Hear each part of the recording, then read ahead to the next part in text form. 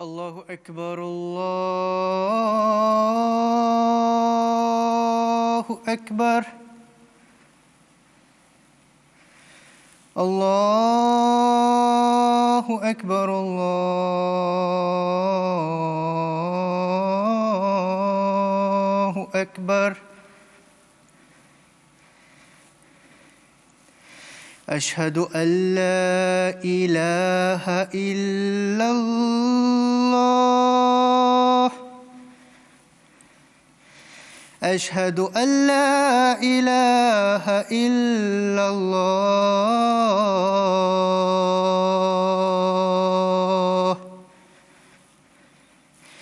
أشهد أن محمدًا رسول الله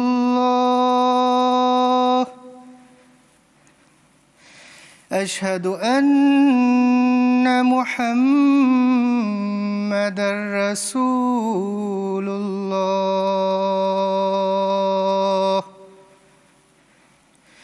حي على الصلاة حي على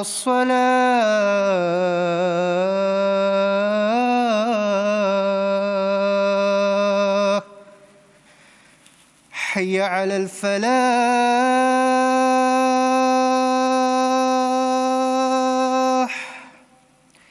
حي على الفلاح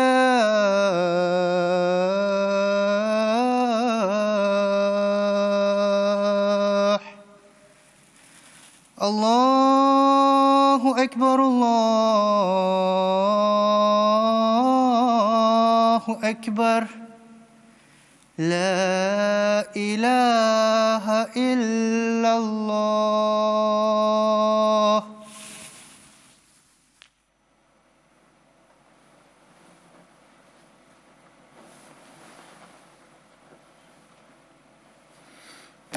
السلام علیکم ورحمۃ اللہ.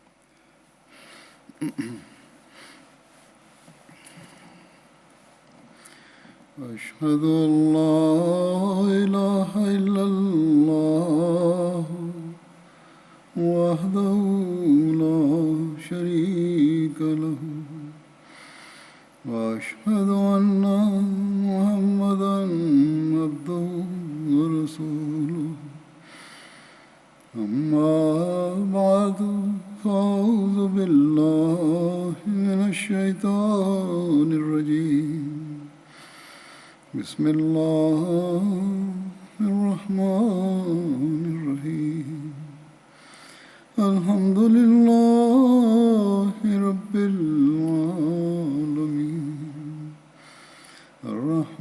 الرحمن الرحيم مالك يوم الدين إياك نعبد وإياك نستعين اهدنا الصراط المستقيم صراط الذين أنعمت عليهم غير المغضوب عليهم ولا الضالين. آج بدری صحابہ میں سے حضرت معاذ بن حارث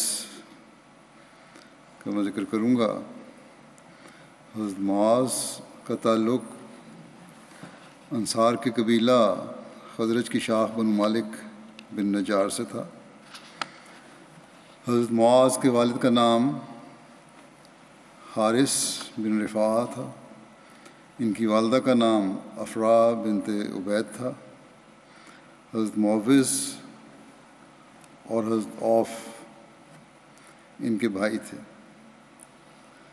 یہ تینوں بھائی اپنے والد کے علاوہ اپنی والدہ کی طرف بھی منسوب ہوتے تھے اور ان تینوں کو بنو افرا بھی کہا جاتا تھا۔ حضرت معاذ اور ان کے دو بھائی حضرت عوف اور حضرت معوذ غزوہ بدر میں شامل ہوئے۔ حضرت عوف اور حضرت معوذ دونوں غزوہ بدر میں شہید ہو گئے، مگر حضرت معاذ بعد کے تمام غزوات میں بھی رسول اللہ صلی اللہ علیہ وسلم کے ہمراہ شریک رہے۔ ایک روایت کے مطابق حضرت معاذ بن حارث اور حضرت رافع بن مالک زرقی ان اولین انصار میں سے ہیں جو حضور اکرم پر مکے میں ایمان لائے تھے، اور حضرت معاذ ان 8 انصار میں شامل ہیں جو آن حضرت صلی اللہ علیہ وسلم پر بیعت عقبہ اولیٰ کے موقع پر مکے میں ایمان لائے۔ اسی طرح بیعت عقبہ ثانیہ میں بھی حضرت معاذ حاضر تھے۔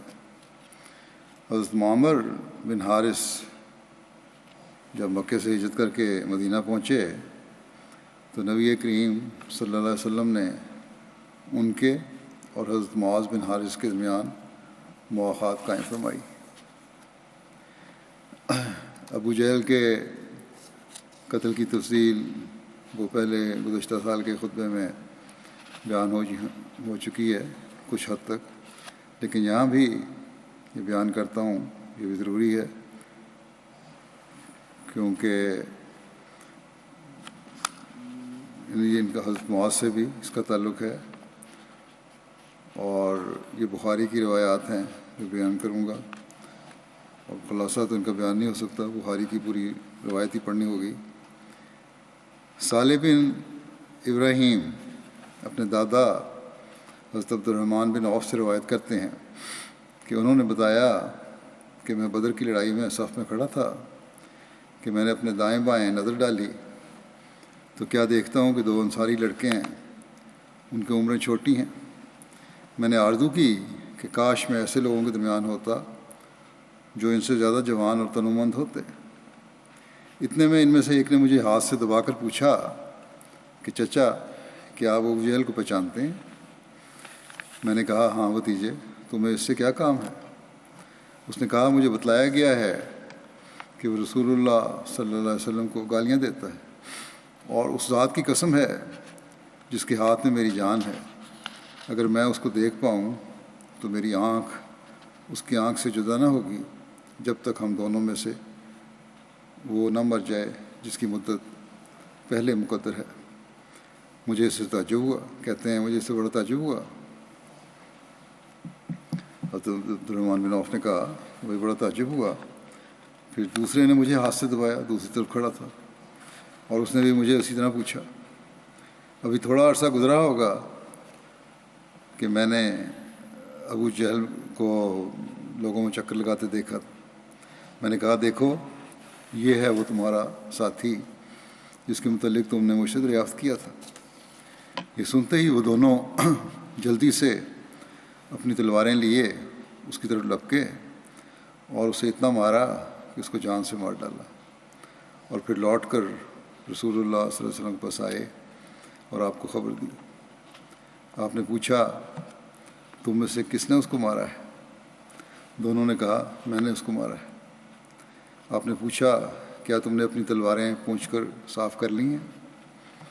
انہوں نے کہا نہیں۔ آپ نے تلواروں کو دیکھا؟ آپ صلی اللہ علیہ وسلم نے فرمایا کہ تم دونوں نے ہی اس کو مارا ہے۔ پھر فرمایا کہ اس کا مال معاذ بن عمر بن جموع کو ملے گا، اور ان دونوں کا نام معاذ تھا، معاذ بن افرا اور معاذ بن عمر بن جموع۔ یہ صحیح بخاری کی روایت ہے۔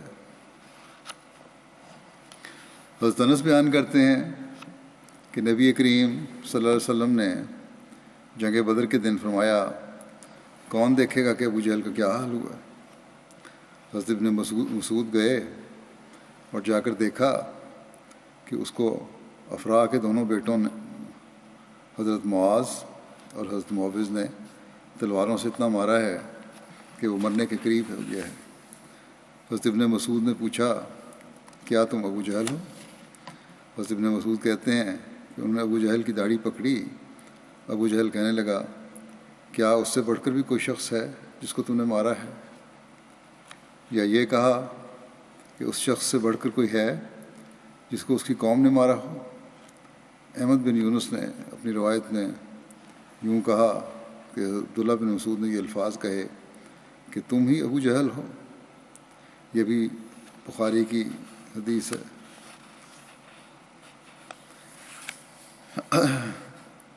حضرت سید زین العابدین ولی اللہ شاہ صاحب بخاری کی روایت جو ہے اس حدیث کی اس کی شرح میں درج کرتے ہیں کہ بعض روایات میں ہے کہ افراء کے 2 بیٹوں معوذ اور معاذ نے ابو جہل کو موت کے قریب پہنچا دیا تھا. بعض حضرت عبداللہ بن مسعود نے اس کا سر تن سے جدا کیا تھا. بخاری کتاب المغازی میں یہ ہے. علامہ ابن حجر عسقلانی نے اس احتمال کا اظہار کیا ہے کہ معاذ بن عمر اور معاذ بن افراء کے بعد معوذ بن افراء نے بھی اس پر وار کیا ہوگا.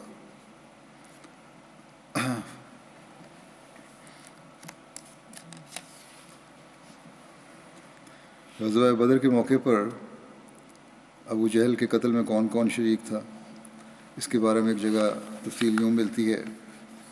ابن ہشام نے علامہ ابن اسحاق سے روایت کی ہے کہ معاذ بن عمر بن جموع نے ابو جہل کی ٹانگ کاٹی تھی جس کے نتیجے میں وہ گر گیا، اور اکرمہ بن ابو جہل نے حضرت معاذ کے ہاتھ پر تلوار ماری جس کے نتیجے میں وہ الگ ہو گیا، ہاتھ یا بازو الگ ہو گیا. پھر معوذ بن افراء نے ابو جہل پر حملہ کیا جس کے نتیجے میں وہ نیچے گر گیا، اور اس میں زندگی کی کچھ نمک ابھی باقی تھی کہ حضرت عبداللہ بن مسعود نے اس کا سر تن سے جدا کر دیا. جب رسول اللہ صلی اللہ علیہ وسلم نے انہیں ابو جہل کو مقتولین میں تلاش کرنے کا حکم دیا تھا، یعنی اس وقت عبداللہ بن مسعود نے ان کا سر تن سے جدا کیا جب حضرت صلی اللہ علیہ وسلم نے ان کو حکم دیا تھا کہ ابو جہل کو مقتولین میں تلاش کریں. صحیح مسلم کی حدیث کے مطابق افراء کے 2 بیٹوں نے ابو جہل پر حملہ کیا تھا یہاں تک کہ وہ مر گیا. اسی طرح بخاری میں باب قتل ابی جہل میں بھی ایسا ہی ذکر ہے. امام قرطبی کے نزدیک یہ وہم ہے کہ افراء کے 2 بیٹوں نے ابو جہل کو قتل کیا تھا. وہ کہتے ہیں کہ بعض راویوں پر معاذ بن عمر بن جموع مشتبہ ہو گئے، یعنی معاذ بن افراء کے بجائے وہ معاذ بن عمر بن جموع تھے جو لوگ سمجھے کہ معاذ بن افراء ہیں. کہتے ہیں معاذ بن عمر بن جموع مشتبہ ہو گئے ہیں معاذ بن افراء کے ساتھ. علامہ ابن الجوزی کہتے ہیں کہ معاذ بن جموع افراء کی اولاد میں سے نہیں، اور معاذ بن افراء ابو جہل کو قتل کرنے والوں میں شامل تھا. شاید معاذ بن افراء کا کوئی بھائی یا چچا اس وقت موجود ہو، یا روایت میں افراء کے ایک بیٹے کا ذکر ہو اور راوی نے غلطی سے 2 بیٹوں کا کہہ دیا ہو. بہرحال ابو عمر کہتے ہیں کہ اس روایت کی نسبت حضرت انس بن مالک کی حدیث زیادہ صحیح ہے جس میں ہے کہ ابن افراء نے ابو جہل کو قتل کیا تھا، یعنی افراء کا ایک بیٹا تھا. ابن تین کہتے ہیں کہ اس بات کا احتمال موجود ہے کہ دونوں معاذ بن عمر بن جموع اور معاذ بن افراء ماں کی طرف سے بھائی ہوں یا دونوں رضائی بھائی ہوں. علامہ داؤدی نے افراء کے دونوں بیٹوں سے مراد سہل اور سہیل لیے ہیں، اور کہا جاتا ہے کہ وہ دونوں معوذ اور معاذ ہیں. بہرحال یہ روایتیں آتی ہیں کہ 3 نے قتل کیا، بعض نے 2 نے، اور حضرت معاذ کا بھی، ان معاذ بن حارث کا بھی اس میں ذکر ملتا ہے. حضرت سید مرزا بشیر احمد صاحب نے غزوہ بدر کے جو حالات لکھے ہیں اور اس میں ابو جہل کے قتل کا واقعہ لکھا ہے، اس کا ذکر کرتا اس طرح کیا ہے کہ میدان کارزار میں کچھ تو خون کا میدان گرم تھا.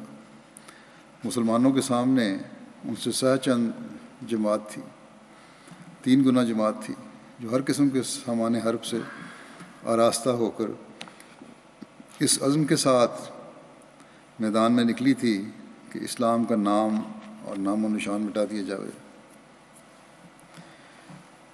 اور مسلمان بیچارے تعداد میں تھوڑے، سامان میں تھوڑے، غربت اور بے وطنی کے صدمات کے مارے ہوئے ظاہری اسباب کے لحاظ سے اہل مکہ کے سامنے چند منٹوں کا شکار تھے، مگر توحید اور رسالت کی محبت نے انہیں متوالا بنا رکھا تھا، اور اس چیز نے جس سے زیادہ طاقتور دنیا میں کوئی چیز نہیں، یعنی زندہ ایمان نے ان کے اندر ایک فوق العادت طاقت بھرتی تھی۔ وہ اس وقت میدان جنگ میں خدمت دین کا وہ نمونہ دکھا رہے تھے جس کی نظیر نہیں ملتی۔ ہر ایک شخص دوسرے سے بڑھ کر قدم مارتا تھا اور خدا کی راہ میں جان دینے کے لیے بے قرار نظر آتا تھا۔ حمزہ اور علی اور زبیر نے دشمن کی صفوں کی صفیں کاٹ کر رکھ دی تھیں۔ انصار کے جوش اخلاص کا یہ عالم تھا کہ عبد الرحمن بن عوف روایت کرتے ہیں کہ جب عام جنگ شروع ہوئی تو میں نے اپنے دائیں بائیں نظر ڈالی، مگر کیا دیکھتا ہوں کہ انصار کے 2 نوجوان لڑکے میرے پہلو و پہلو کھڑے ہیں۔ انہیں دیکھ کر میرا دل کچھ بیٹھ سا گیا، کیونکہ ایسی جنگوں میں دائیں بائیں کے ساتھیوں پر لڑائی کا بہت انحصار ہوتا تھا، اور وہی شخص اچھی طرح لڑ سکتا ہے جس کے پہلو محفوظ ہوں۔ مگر عبد الرحمن کہتے ہیں کہ میں اس خیال میں ہی تھا کہ ان لڑکوں میں سے ایک نے مجھ سے آہستہ سے پوچھا کہ گویا وہ دوسرے سے اپنی بات مخفی رکھنا چاہتا ہے، یہ چاہتا ہے کہ دوسرے کو پتہ نہ لگے جو دوسری طرف کھڑا ہے، کہ چچا وہ ابو جہل کہاں ہے جو مکے میں حضرت صلی اللہ علیہ وسلم کو دکھ دیا کرتا تھا؟ میں نے خدا سے عہد کیا ہوا ہے کہ میں اسے قتل کروں گا یا قتل کرنے کی کوشش میں مارا جاؤں گا۔ میں نے بھی ابھی اس کا جواب نہیں دیا تھا، عبد الرحمن بن عوف کہتے ہیں کہ میں نے ابھی جواب نہیں دیا تھا کہ دوسری طرف سے دوسرے نے بھی اسی طرح آہستہ سے یہی سوال کیا۔ میں ان کی یہ جرت دیکھ کر حیران ٹھہر گیا، کیونکہ ابو جہل گویا سردار لشکر تھا اور اس کے چاروں طرف آزمودہ کار سپاہی جمع تھے۔ میں نے ہاتھ سے اشارہ کر کے کہا کہ وہ ابو جہل ہے۔ عبد الرحمن کہتے ہیں کہ میرا یہ اشارہ کرنا تھا کہ وہ دونوں بچے باز کی طرح جھپٹے اور دشمن کی صفیں کاٹتے ہوئے ایک آن کی آن میں وہاں پہنچ گئے، اور اس تیزی سے وار کیا کہ ابو جہل اور اس کے ساتھی دیکھتے کہ دیکھتے رہ گئے، اور ابو جہل خاک پر تھا۔ اکرمہ بن ابو جہل بھی اپنے باپ کے ساتھ تھا۔ وہ اپنے باپ کو تو نہ بچا سکا، مگر اس نے پیچھے سے معاذ پر ایسا وار کیا کہ اس کا بایاں بازو کٹ کر لٹکنے لگا۔ معاذ نے اکرمہ کا پیچھا کیا، مگر وہ بچ کر نکل گیا۔ چونکہ کٹا ہوا بازو لڑنے میں مزاحم ہوتا تھا، معاذ نے اسے زور سے کھینچ کر اپنے جسم سے الگ کر دیا اور پھر لڑنے لگ گئے۔ حضرت خلیفہ مسیح ثانی رضی اللہ عنہ واقعے کو بیان کرتے ہوئے اس طرح بیان فرماتے ہیں کہ ابو جہل، جس کی پیدائش پر ہفتوں اونٹ ذبح کر کے لوگوں میں گوشت تقسیم کیا گیا تھا، جس کی پیدائش پر دفوں کی آواز سے مکے کی فضا گونج اٹھی تھی، بڑے ڈھول دھماکے وہ ڈھول بجائے جا رہے تھے اور بڑے باجے بجائے جا رہے تھے، تف بجائے جا رہے تھے، اور اس کی پیدائش پر بڑی خوشی منائی جا رہی تھی کہ مکے کی فضا بھی گونج اٹھی تھی۔ پھر آگے لکھتے ہیں کہ بدر کی لڑائی میں جب مارا جاتا ہے تو 15 سال کے 2 انصاری چھوکرے تھے جنہوں نے اسے زخمی کیا تھا۔ حضرت عبداللہ بن مسعود فرماتے ہیں کہ جب جنگ کے بعد لوگ واپس جا رہے تھے تو میں میدان میں زخمیوں کو دیکھنے کے لیے چلا گیا. آپ بھی مکے کے ہی تھے، اس لیے ابو جہل آپ کو اچھی طرح جانتا تھا. آپ فرماتے ہیں کہ میں میدان جنگ میں پھر ہی رہا تھا، کیا دیکھتا ہوں کہ ابو جہل زخمی پڑا کر آ رہا ہے. جب میں اس کے پاس پہنچا تو اس نے مجھ سے مخاطب کرتے ہوئے کہا کہ میں اب بچتا نظر نہیں آتا، تکلیف زیادہ بڑھ گئی ہے. تم بھی مکے والے ہو، میں یہ خواہش کرتا ہوں کہ تم مجھے مار دو تا میری تکلیف دور ہو جائے، لیکن تم جانتے ہو کہ میں عرب کا سردار ہوں، اور عرب میں یہ رواج ہے کہ سرداروں کی گردنیں لمبی کر کے کاٹی جاتی ہیں، اور یہ مقتول کی سرداری کی علامت ہوتی ہے. میری یہ خواہش ہے کہ تم میری گردن لمبی کر کے کاٹنا. حضرت عبداللہ بن مسعود فرماتے ہیں کہ میں نے اس کی گردن تھوڑی سے کاٹ دی اور کہا، ٹھوڑی کے قریب سے کاٹی، اور کہا کہ تیری آخری حسرت بھی پوری نہیں کی جائے گی. اب انجام کے لحاظ سے دیکھو تو ابو جہل کی موت کتنی ذلت کی موت تھی، جس کی گردن اپنی زندگی میں ہمیشہ اونچی رہا کرتی تھی. وفات کے وقت اس کی گردن تھوڑی سے کاٹی گئی اور اس کی یہ آخری حسرت بھی پوری نہ ہوئی. حضرت ربیع بنت معوذ سے مروی ہے کہ میرے چچا حضرت معاذ بن افرا نے مجھے کچھ تر و تازہ کھجوریں دیں. کھجوریں دے کر حضور اکرم صلی اللہ علیہ وسلم کی خدمت میں بھیجا تو نبی کریم صلی اللہ علیہ وسلم نے مجھے زیور عطا فرمایا جو بحرین کے حاکم نے آپ کو بطور ہدیہ بھیجا تھا. ایک اور روایت میں ہے کہ حضرت ربیع بنت معوذ سے روایت ہے کہ میرے چچا حضرت معاذ نے میرے ہاتھ ایک ہدیہ نبی کریم صلی اللہ علیہ وسلم کی خدمت میں بھیجا تو آپ نے اسے زیور عطا فرمایا جو بحرین کے حاکم کی طرف سے آپ کو ملا تھا. علامہ ابن اسیر لکھتے ہیں کہ بحرین کے حاکم اور دیگر بادشاہوں نے حضرت صلی اللہ علیہ وسلم کی خدمت میں تب طائف وغیرہ بھیجے تھے جب اسلام وسعت اختیار کر چکا تھا، اور اپنے بادشاہوں کے نام خطوط لکھے تھے اور انہیں تحائف ارسال فرمائے تھے. تو انہوں نے بھی آپ کی خدمت میں خطوط لکھے اور اپنے تحائف ارسال کیے.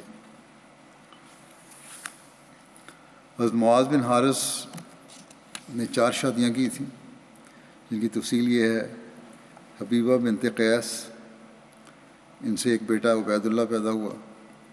ام حارث بنت صبرہ، ان سے حارث، دوسری شادی ام حارث بنت صبرہ سے تھی، ان سے حارث، اوف، سلمہ، ام عبداللہ اور رملہ پیدا ہوئے. ام عبداللہ بنت نمیر تیسری بیوی تھیں، ان سے ابراہیم اور عائشہ پیدا ہوئے. ام ثابت، رملہ بنت حارث چوتھی تھیں، ان سے سارہ پیدا ہوئی.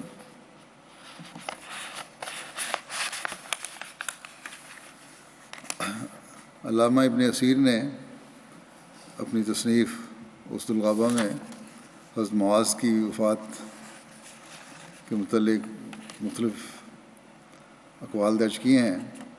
ایک قول کے مطابق حضرت معاذ رضی اللہ عنہ غزوہ بدر میں زخمی ہوئے اور مدینہ واپس آنے کے بعد ان زخموں کی وجہ سے ان کی وفات ہوئی. ایک قول کے مطابق وہ حضرت عثمان کے دور خلافت تک زندہ رہے. ایک قول کے مطابق وہ حضرت علی کے دور خلافت تک زندہ رہے. ان کی وفات حضرت علی اور امیر معاویہ کے درمیان جنگ صفین کے دوران ہوئی. جنگ صفین 36 اور 37 ہجری میں ہوئی تھی، اور حضرت معاذ نے حضرت علی کی طرف سے جنگ میں شرکت کی تھی. دوبارہ ان کی وفات کے بارے میں مختلف ہیں روایتیں. بعض جو باتیں ان سے یہی پتہ لگتا ہے کہ انہوں نے لمبی زندگی پائی تھی، کیونکہ اولاد اور بیویوں کو اگر دیکھا جائے تو اگر یہ وہی ہیں تو اب اس سے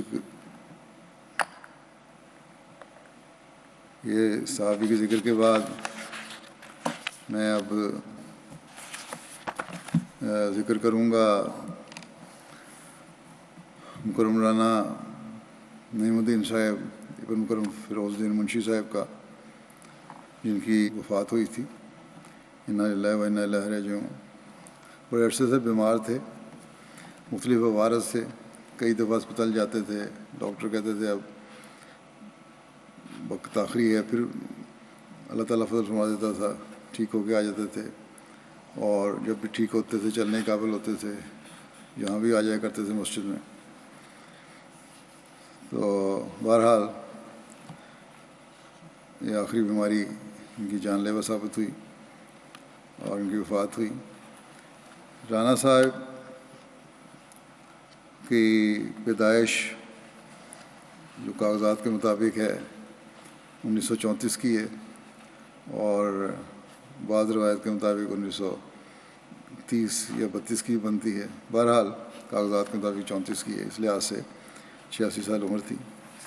ان کے خاندان میں احمدیت کا نفوذ ان کے والد محترم فیروز الدین صاحب کے ذریعے سے ہوا تھا، جنہوں نے 1906 میں حضرت مسیح موعود علیہ السلام کی بذریعہ خط بیعت کی تھی، اور پھر تقسیم ملک کے بعد جو ہندوستان اور پاکستان کی پارٹیشن ہوئی ہے، یہ پاکستان شفٹ ہو گیا خاندان، اور پہلے لاہور میں ہی رہے۔ پھر 1948 میں رانا صاحب لبا آ گئے، پھر انہوں نے اپنے آپ کو فرقان بٹالین کے لیے پیش کیا، اور فرقان بٹالین کے بعد خلیفۃ مسیح ثانی رضی اللہ عنہ نے رانا صاحب کو میر پور خاص کے قریب زمینوں پر بھجوا دیا، یہاں جو چند سال رہے۔ نظام وصیت میں بہت پرانے شامل ہیں، 1951 سے ان کی وصیت ہے۔ ان کی شادی بھی، ان کی اہلیہ کا نام سارہ پروین تھا، جو دولت خان صاحب صحابی حضرت مسیح علیہ السلام کی پوتی تھیں۔ پھر ان کے جو بارے میں ریکارڈ دفتر کا ہے، اس کے مطابق جو رجسٹر ہے آفس آرڈر کا عملہ حفاظت خاص کا، اس کے مطابق رانا نعیم الدین صاحب کا 3 اگست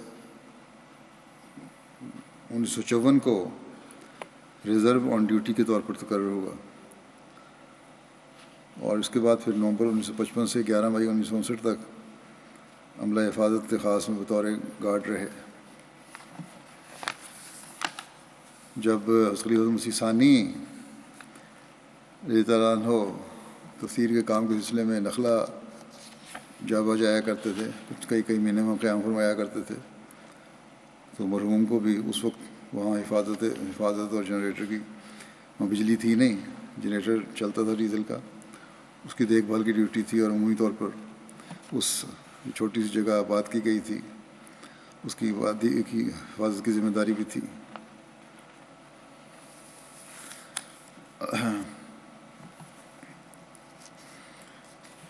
رفیع دفتر وصیت کے ریکارڈ کے مطابق 1978 میں عملہ حفاظت سے فارغ ہوئے، اور پھر ہڑپا ضلع ساہیوال چلے گئے، اور بعض ساہیوال مسجد میں بطور خاتم مسجد خدمت کرتے رہے۔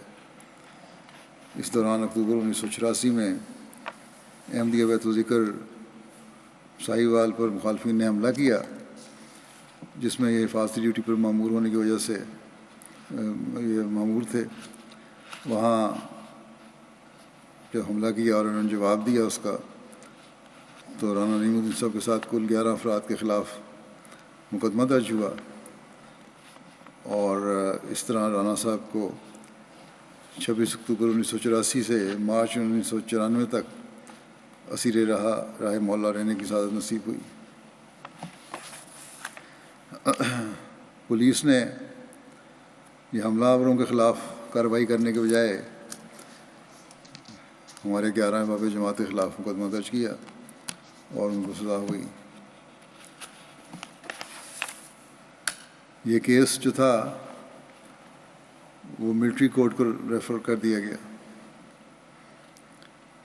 یہ خاص عدالت تھی ضیاء الحق کے زمانے کی، جہاں 16 فروری 85 سے باقاعدہ سماعت شروع ہوئی، اور جون یکم جون 1985 تک یہ جماعت جاری رہی، اور اس میں کل تو پہلے 11 افراد تھے، لیکن بعد میں پھر 7 احباب جن میں نارانی رحیم الدین صاحب بھی شامل تھے، ان کا فیصلہ پینڈنگ کر دیا گیا. 2 جو باہر ملک چلے گئے تھے، 2 کو بری کر دیا گیا تھا. تو یہ 7 افراد جو تھے ان کا معاملہ پینڈنگ تھا.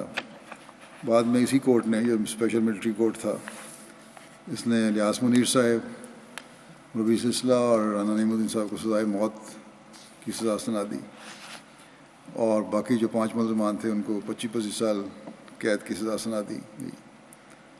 بہرحال اس فیصلہ کے خلاف اپیل پر لاہور ہائی کورٹ نے مارچ 1994 میں رہائی کا حکم دیا، اور کاغذات کی تکمیل پر 19 مارچ 1994 کو ان کی رہائی عمل میں آئی. اور اس طرح یہ ہمارے رسیر جو تھے 9.5 سال ان کو راہ مولا میں اسیری برداشت کرنے کا شرف حاصل ہوا، اسیر رہنے کا شرف حاصل ہوا. مخالفین کی طرف سے ان اسیران کی رہائی کے بارے میں ہائی کورٹ کے فیصلہ کے خلاف سپریم کورٹ میں اپیل دائر کی گئی، اور اس کا بھی مئی 2013 میں اس کا آغاز ہوا اس کی ہیئرنگ کا. تاہم یہ دونوں بیرون ملک تھے، کوئی پیش رفت نہیں ہوئی، اور ابھی تک یہ کیس پینڈنگ ہے. دوران اسیری پولیس کی طرف سے خاص طور پر تشدد کیا جاتا رہا، اور ان سے بیان لینے کی کوشش کی جاتی تھی کہ چونکہ تم اپنے خلیفہ کے باڈی گارڈ رہے ہو، اس لیے انہوں نے تمہیں یہ کام کرنے کے لیے بھیجا ہے کہ اس طرح مسلمانوں کو مارو. رانا نعیم الدین صاحب اس مقدمے سے رہائی کے بعد 1994 میں لندن شفٹ ہو گئے، اور یہاں بھی اپنی عمر کے لحاظ سے بہت بڑھ کے عملہ حفاظت میں اپنی ڈیوٹی سے انجام دیتے رہے. اور 2010 میں ان کی بڑی بیٹی کی وفات ہوئی، پھر چند دن بعد ان کی اہلیہ کی وفات ہو گئی. پھر انہوں نے مجھ سے پوچھا تھا پاکستان جانے کا. حالات تو ایسے تھے کہ بظاہر مشکل لگتا تھا، لیکن بہرحال میں نے کہا جا کے تو جلدی واپس آ جائیں، اور یہ چند دن کے لیے گئے اور پھر واپس آ گئے. مرحوم نے پسمانگان میں ایک بیٹا اور 4 بیٹیاں یادگار چھوڑی ہیں. ان کے بیٹے رانا وسیم احمد وقف زندگی ہیں، پرائیویٹ سیکرٹری UK کے دفتر میں کام کر رہے ہیں، اور 4 بیٹیاں بھی لندن میں ہی مقیم ہیں. ان کے بیٹے لکھتے ہیں کہ ہمیں ہمیشہ یہی سبق دیا ہمارے والد نے کہ خلافت سے چمٹے رہنا، اور سب کچھ خلافت سے وابستہ ہے. خود بھی خلافت کے شہدائی تھے، اور کہتے تھے میں ڈیوٹی پر جاتا ہوں تو خلیفہ وقت کو دیکھتا ہوں تو جوان ہو جاتا ہوں. میری صحت کا راز بھی یہی ہے کہ میں اس عمر میں بھی ڈیوٹی پر آتا ہوں، ورنہ میں تو چارپائی سے لگ جاؤں. وقت کے بہت پابند تھے، ہمیشہ ڈیوٹی کے لیے 2-3 گھنٹے پہلے تیار رہتے تھے. اگر میں کہتا کہ ابو جان ابھی تو ٹائم بہت ہے، تو پھر تو کیا ہوا، گھر بیٹھ کر کیا کرنا ہے. ایک ڈاکٹر ہیں شام، انہوں نے بھی لکھا کہ ان کے میں نے کاغذات دیکھے، ان کی فائل دیکھی، پڑھی، تو میں حیران رہ گیا کہ اس بیماری کے ساتھ اس عمر میں تو بندہ گھر میں بیٹھ جاتا ہے یا کیئر ہوم میں چلا جاتا ہے، لیکن یہ چلتے پھرتے بھی ہیں. اور یہی کہا کرتے تھے میری صحت چلنے پھرنے کا راز یہی ہے کہ میں آ جاؤں اور خلیفہ وقت کے ساتھ رہوں، اس کی صحبت میں رہوں. رانا صاحب بھی لکھتے ہیں، ان کے بیٹے، کہ اکثر ان کی مالش کیا کرتا تھا. ایک دن میں نے ان کی ٹانگوں کی مالش کر رہا تھا، ان کے گھٹنے کے پاس آیا تو ان کی ہلکی سی آواز نکلی. میں نے پوچھا کیا ہوا، تو کہنے لگے کچھ نہیں. بہرحال کہتے میں نے ذرا اصرار کیا تو کہنے لگے کہ یہ جیل کی چوٹوں کی درد ہے. ہمیشہ صبر اور تحمل کا مظاہرہ کیا، اور جیل میں جو مارا جاتا ہے بڑا ظالمانہ طریقے سے پاکستانی جیلوں میں مارا جاتا ہے. تو بہرحال سب کچھ انہوں نے برداشت کیا، اور باہر آ کے بھی صبر کا معیار ان کا بہت بلند تھا. کبھی طبیعت خراب ہوتی تو کسی کو نہیں بتاتے تھے، بلکہ اکثر یہی کہتے تھے کہ الحمدللہ میں ٹھیک ہوں۔ خلافت کی اطاعت کا ان کا معیار کیا تھا؟ کہتے ہیں ایک دفعہ میں والد صاحب کے پاس بیٹھا ہوا تھا اور اکثر ان سے واقعات سنانے کے لیے کہتا۔ ایک دن کہنے لگے کہ جب خلیفۃ مسیح ثانی رضی اللہ عنہ جابے گئے تھے، نخلا جہاں وہ تفسیر لکھ رہے تھے، تو میں ان کے ساتھ تھا، جیسا کہ میں نے پہلے بتایا وہاں رہے ہیں۔ تو کسی بات پر وہ مجھ سے خفا ہو گئے، خلیفہ ثانی رانا نعیم الدین صاحب سے خفا ہو گئے اور مجھے فرمایا کہ تم مسجد میں چلے جاؤ، جا کر استغفار کرو۔ کہتے ہیں کہ میں مسجد میں چلا گیا، جابے میں کچی مسجد ہوتی تھی، چھوٹی سی کچا صحن ہوتا تھا، مسجد کے صحن میں بیٹھ کر استغفار کرنے لگ گیا۔ اتنے میں تیز آندھی آئی اور بارش شروع ہو گئی، مگر میں اپنی جگہ پہ بیٹھا استغفار کرتا رہا۔ جب کافی دیر ہو گئی اور مسجد کا ایک صاحبان جو لگایا ہوا تھا وہ بھی اڑ گیا، تو حضور نے ثانی نے فرمایا کہ نعیم کدھر گیا ہے؟ کچھ لوگ مجھے ڈھونڈتے ہوئے مسجد میں آئے اور کہا کہ تمہیں حضور بلا رہے ہیں۔ جب میں حضور کی خدمت میں حاضر ہوا، خلیفہ ثانی کی خدمت میں، تو خلیفہ ثانی نے فرمایا کہ مجھے پتہ تھا کہ تم ادھر ہی بیٹھے ہوگے، جاؤ میں نے تمہیں معاف کیا۔ پھر یہ لکھتے ہیں ان کے حوالے سے، ان کے بیٹے ہی، کہ جب خلیفہ ثانی نے تفسیر لکھنی شروع کی تھی اس وقت بھی والد صاحب کو ان کے پاس رہ کر خدمت کا موقع ملا اور اپنی اس کا اظہار کیا کرتے تھے، خوشی کا اظہار کرتے تھے۔ اور یہ ان کی عادت تھی کہ اپنی خوشی تو ہر ایک سے شیئر کرتے تھے، مگر غم کبھی کسی کو نہیں بتاتے تھے۔ پھر ان کی خوبیوں میں لکھتے ہیں نہایت شفیق باپ تھے اور سچے دوست تھے۔ رانا وسیم نے جب وقف کیا ہے تو کہتے ہیں میرا وقف قبول ہوا تو مجھے ایک دن کہنے لگے کہ یہ بہت بڑی ذمہ داری ہے، ہمیشہ توبہ استغفار کرتے ہوئے اپنے وقف کو نبھانا، کبھی کوئی دکھ بھی دے تو چپ کر جانا، نہ کہ بحث کرنا، اور تمام بات اللہ پر چھوڑ دینا اور صبر کرنا، اور صبر کا دامن کبھی ہاتھ سے نہ چھوڑنا۔ اللہ تعالیٰ صبر کرنے والوں کا ساتھ ہوتا ہے۔ اس طرح مجھے نصیحت کرتے تھے جیسے کہ دوست ہوں۔ اور پھر کہتے ہیں میری اہلیہ جو ان کی بہو تھیں رانا صاحب کی، ان سے بھی دوستوں کی طرح پیش آتے، بلکہ بیٹیوں سے بھی بڑھ کے پیش آتے۔ کہتے ہیں ایک واقعہ یہ بھی انہوں نے بتایا مجھے کہ ربوہ میں والد صاحب کو حضرت اماں جان کی دربانی کا بھی موقع ملا۔ پھر جب انہوں نے خود وصیت کی تو اپنے دوسرے رشتہ داروں کو بھی وصیت کی تلقین کرتے تھے۔ چندے کی بے انتہا پابندی کرتے تھے، ہر مہینے کی پہلی تاریخ کو چندہ ادا کرتے، اس کے بعد باقی خرچ کرتے تھے۔ ہمیشہ خاموشی سے بہت سے لوگوں کی مالی مدد کرتے تھے، کبھی کسی سے اس کا ذکر نہیں کیا کرتے۔ ان کی بیٹیاں بیان کرتی ہیں کہ خلافت سے تو ابا جان کا تعلق ایسا تھا کہ رشک آتا تھا۔ خلافت سے محبت تو ان کی رگ رگ میں تھی، ہمیشہ جب بھی خلیفہ وقت کا ذکر ہوتا تو آنکھیں نم ہو جاتی ہیں۔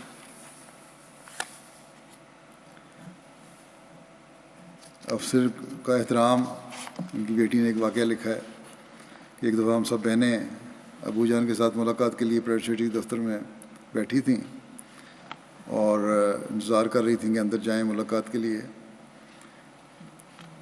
تو اچانک ہم نے دیکھا کہ ابا جان الرٹ ہو کے کھڑے ہو گئے جیسے ڈیوٹی پہ کھڑے ہوتے تھے۔ ہم حیران ہوئے کہ اچانک کیا ہو گیا ہے۔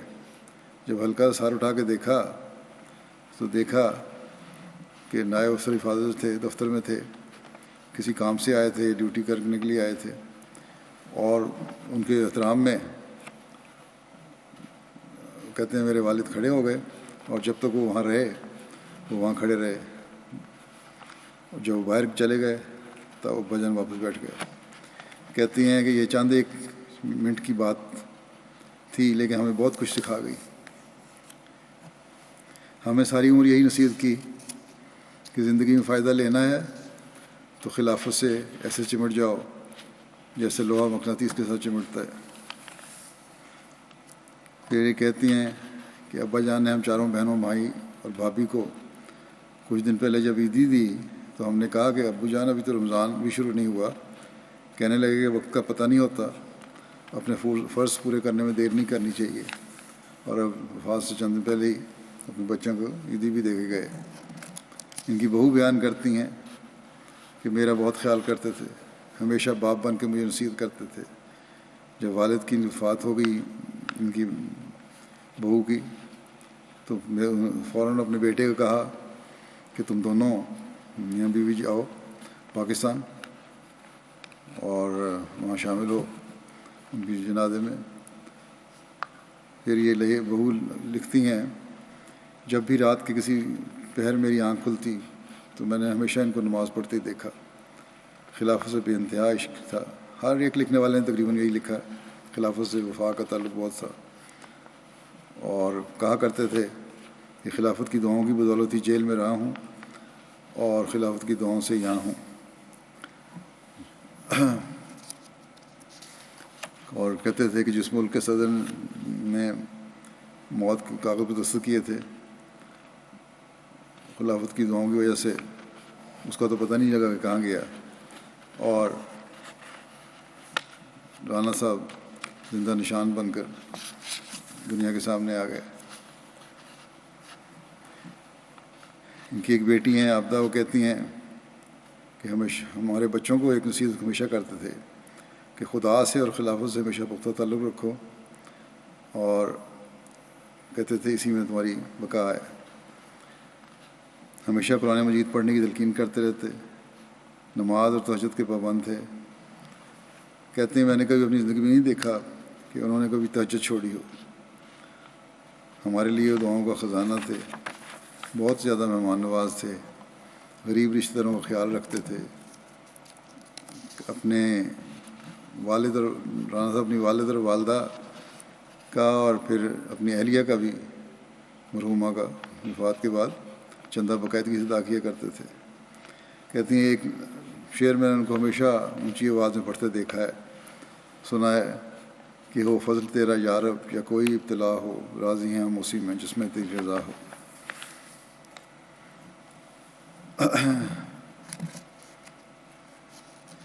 کہتی ہیں کہ بیٹی ان کی کہ امی جان کی وفات کے بعد ہم سب بہنوں کو بہت زیادہ خیال رکھا اور اپنی بہو کے ساتھ بھی بیٹیوں سے بڑھ کر سلوک کیا.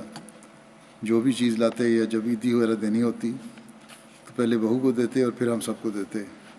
اور ہمیشہ کہتے کہ کسی کی بیٹی کو گھر لائے ہیں اس کا زیادہ خیال رکھنا ہے, میں نے خدا کو جواب دینا ہے.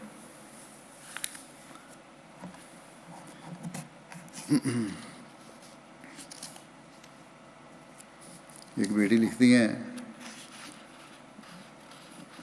کہ واقعی انہوں نے آزمائش کے وہ دن جو جیل میں گزارے اس کی رضا پر اور دین کی محبت اور خلافت کی محبت میں گزارے. کبھی ان کے منہ سے شکوہ تو دور اف تک نہیں سنا. کہتے ہیں کبھی نماز اور تہجد میں کبھی تاخیر نہیں کی, نہ بیماری میں ناغہ کیا. جیل میں تشدد کی وجہ سے گردے کی تکلیف ہو گئی جو آخر زور پکڑ گئی تھی آخری زندگی میں. سانس کی تکلیف یا کوئی اور تکلیف میں بھی وہ بھی ساتھ تھی. کہتے ہیں کبھی ہم نے ان سے ایسے الفاظ نہیں دیکھے کہ جو بے چینی والے ہوں. ہمیشہ شکر الحمدللہ کے علاوہ ان کے منہ سے کوئی جملہ نہیں سنا.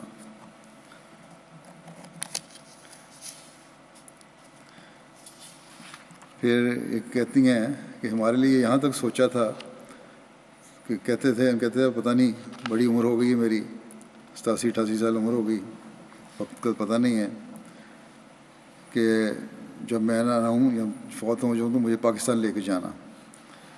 اور پھر یہ بھی ساتھ کہا بیٹیوں کو کہ میں نے اب سب کے لیے ٹکٹ کے پیسے رکھے ہوئے ہیں تاکہ اپنے خاوند کی طرف نہ دیکھو جب جنازہ میرے لے کے جاؤ, اپنے باپ کے خرچے پہ جاؤ اس کے جنازے کے ساتھ. ابھی تو حالات کی وجہ سے جنازہ جا نہیں سکتا, امانت تدفین کی گئی ہے. اگر کوئی راستہ نکلا تو ان کی خواہش کے مطابق انشاءاللہ جنازہ بھجوانے کی کوشش کی جائے گی. ان کے بھانجے ہیں رانا شبیر, ربا میں طاہر ہاٹ میں. کہتے ہیں کہ ان کو اسیری کے دوران رانا صاحب کو کئی دفعہ ملاقات کا موقع ملا، اور جب بھی ان کو جیل میں سامان پہنچائے گئے تو ہمیں پریشانی ہوتی تھی، اور وہ اکثر ہمیں صبر اور دعا کی تلقین کرتے تھے، اور بڑی اعلیٰ پائے کے بزرگ تھے اور بڑے صبر کرنے والے انسان تھے۔ اسی طرح ان کی بھتیجی ہیں، وہ لکھتی ہیں کہ 1980 تک قصر خلافت میں رہتے تھے، اور جلسے پہ جب ہم جاتے تھے، اور بعض دفعہ غیر احمدی فیملیاں بھی ایک دو ساتھ ہوتی تھیں، جلسے پہ عزیز مہمان دوست چلے جاتے تھے، تو ہمارے پھپھا جان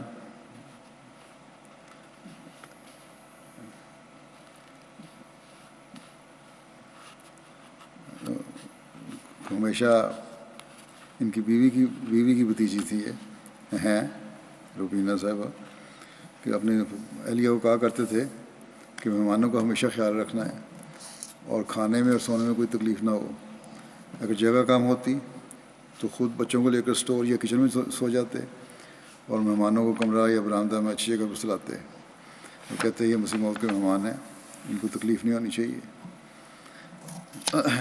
ان کے ایک بھانجے کہتے ہیں کہ میں انہیں جیل میں ملنے گیا، اور جب ان سے خیریت دریافت کی اور واقعے کے بارے میں جاننا چاہا تو بڑے جوشیلے انداز میں فرمایا، بیٹا ہر حال میں کلمے کی حفاظت کرنی ہے، اگر آپ کی جان بھی چلی جائے تو کوئی پرواہ نہیں۔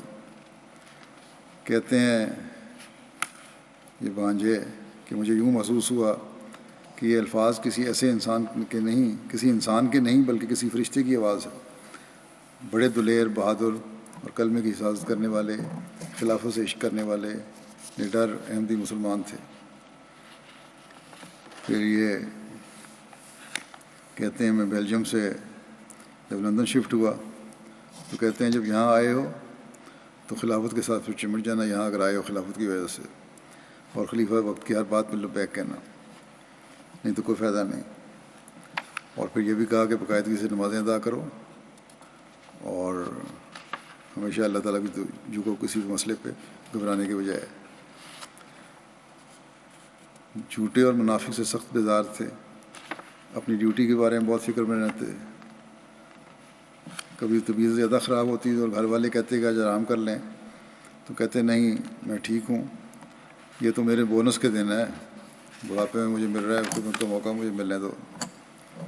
الیاس منیر صاحب جو جیل میں رانا صاحب کے ساتھی تھے، وہ لکھتے ہیں کہ رانا صاحب کے ساتھ میری زندگی کا ایک حصہ گزرا ہے، اور اس آخری وقت رخصت ان کو دیکھ بھی نہیں سکتا تو دل مضطرب ہے، سخت مضطرب ہے۔ رانا صاحب مرحوم کے ساتھ 10 سال کا عرصہ اسیری میں گزرا، ایک دن بھی میں نے انہیں حوصلہ ہارتے ہوئے نہیں دیکھا، حتیٰ کہ جب فوجی ڈکٹیٹر کی طرف سے آپ کو سزائے موت کا ظالمانہ اور بہیمانہ حکم سنایا گیا تو بھی اسے خندہ پیشانی سے سنا اور قبول کیا۔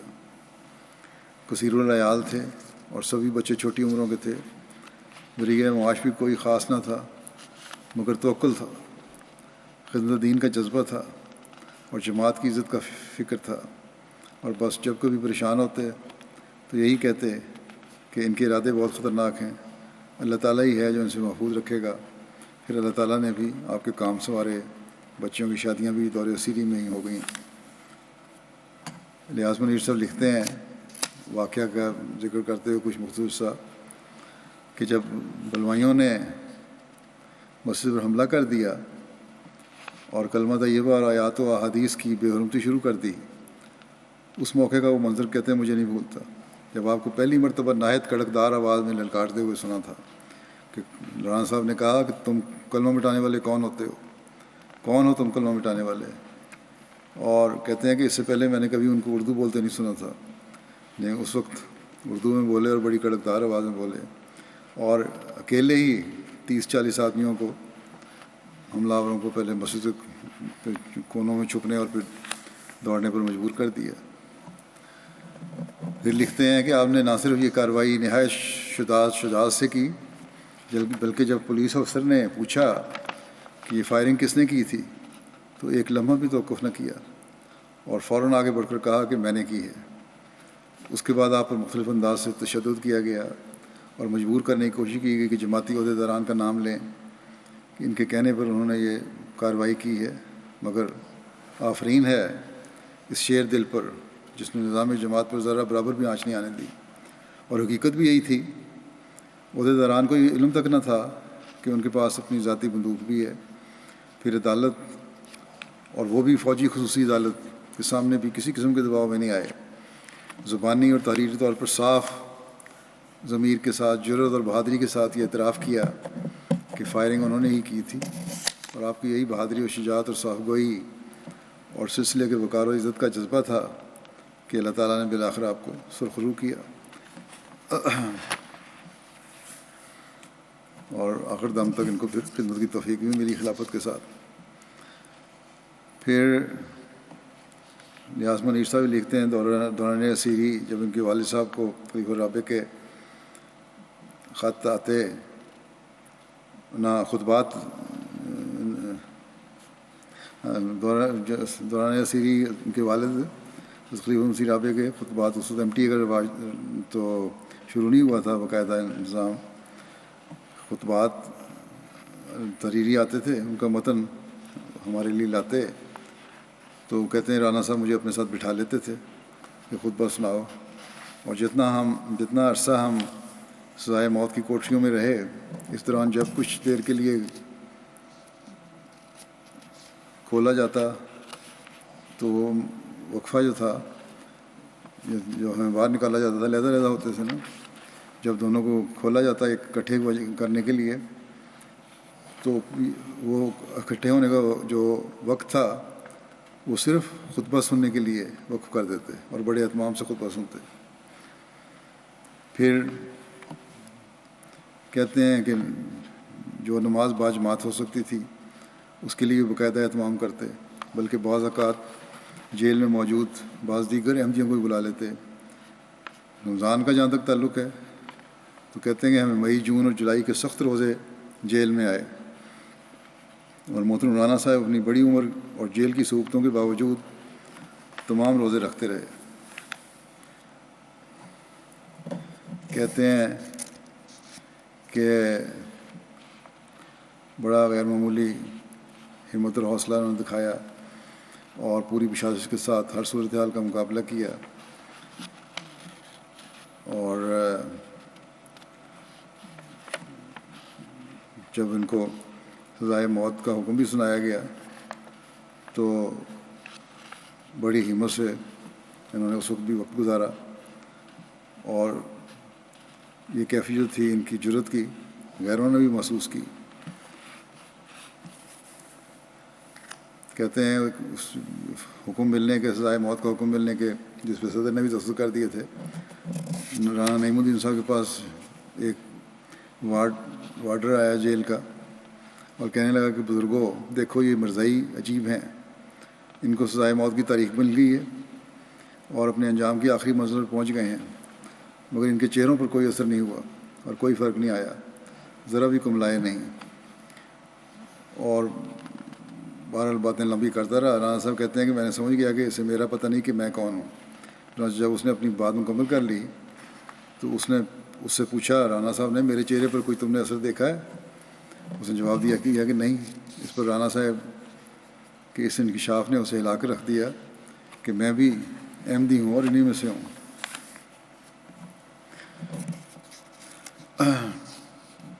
ایک آخر میں ایک خط بھی اسی مسیح رابع کا پڑھتا ہوں جو رانا نعیم صاحب کو لکھا تھا 86 میں، ستمبر 86 میں مسیح رابع نے۔ اس کا کچھ حصہ یہ ہے کہ آپ کے خلوص بھرے خطوط ملے، اعلیٰ ایمان کی جس مضبوط چٹان پر آپ کھڑے ہیں وہ قابل فخر ہے۔ اللہ والوں کو اعلیٰ مقام کے حاصل کرنے سے پہلے اس قسم کی دشوار گزار راہوں سے گزرنا ہی پڑتا ہے۔ آپ لوگوں کی سعادت پر رشک آتا ہے، درخت اپنے پھل سے جانا جاتا ہے۔ آپ لوگ ہی حضرت مسیح موعود علیہ السلام کے درخت کی سرسبز شاخیں اور شیریں پھل ہیں۔ اللہ تعالیٰ ضائع نہیں کرے گا۔ جماعت دعائیں کر رہی ہے، میری دعائیں بھی آپ کے لیے ہیں۔ امید ہے آپ نے میری تازہ نظم بھی سن لی ہوگی، ان میں آپ اور آپ جیسے مخلصین کے لیے ہی چاہتوں کا پیغام اور سلام ہے۔ اللہ تعالیٰ اپنے فرشتوں سے مدد کرے اور دشمن کے پنجے سے نجات بخشے. اللہ آپ کے ساتھ ہو. یہ خط لکھا تھا خلیفہ رابع نے مولانا صاحب کو.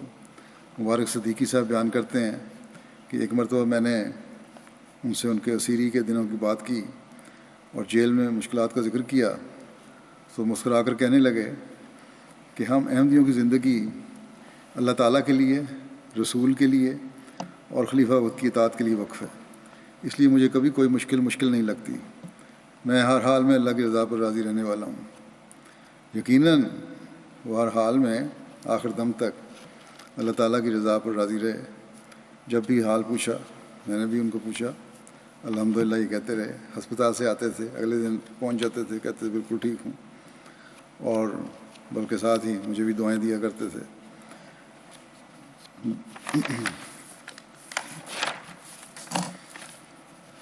جیسا کہ میں نے کہا، ایک ڈاکٹر نے کہا کہ اس قسم کے عوارض کے لوگ جو ہیں جن کی ٹانگیں بھی سوجی ہوئی ہوں وہ تو گھر سے باہر نہیں نکل سکتے، تو یہ ڈیوٹی پہ آ کے کھڑے ہو جاتے ہیں. اور اس بات پہ ان کو حیرانی تھی ڈاکٹر کو. ڈاکٹر تو حیران ہوتے ہوں گے، لیکن ان کو کیا پتہ کہ ان میں ایک جذبہ تھا، خلافت سے پیار تھا، اس کے قریب رہنے کی تڑپ تھی جو ان کو مسجد میں کھینچ لاتی تھی، ڈیوٹی پر لے آتی تھی. میں نے ان کے چہرے پر ہمیشہ بڑی طمانینت دیکھی اور خلافت کے لیے محبت دیکھی.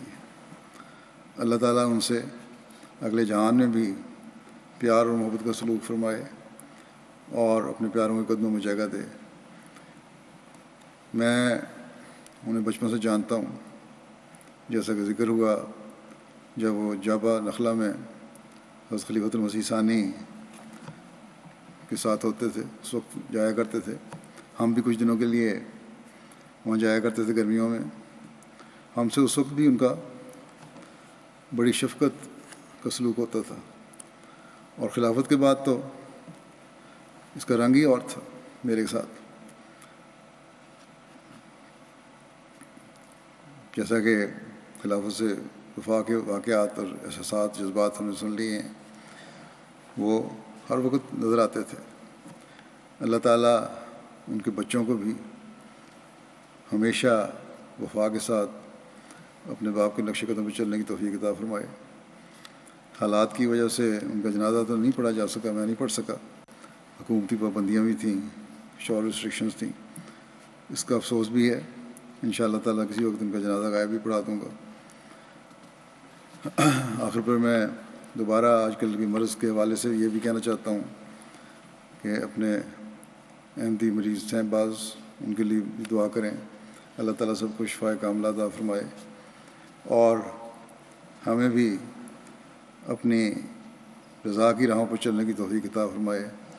صحیح رنگ میں ہمیں عبادت کا حقوق العباد کا حق ادا کرنے کی توفیق عطا فرمائے اور جلد یہ بلا ہم سے دور فرمائے. دنیا کو بھی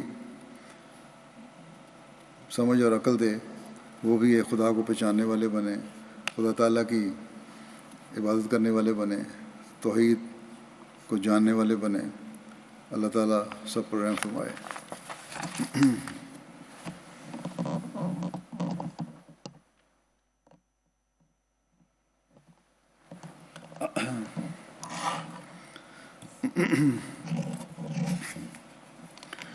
الحمد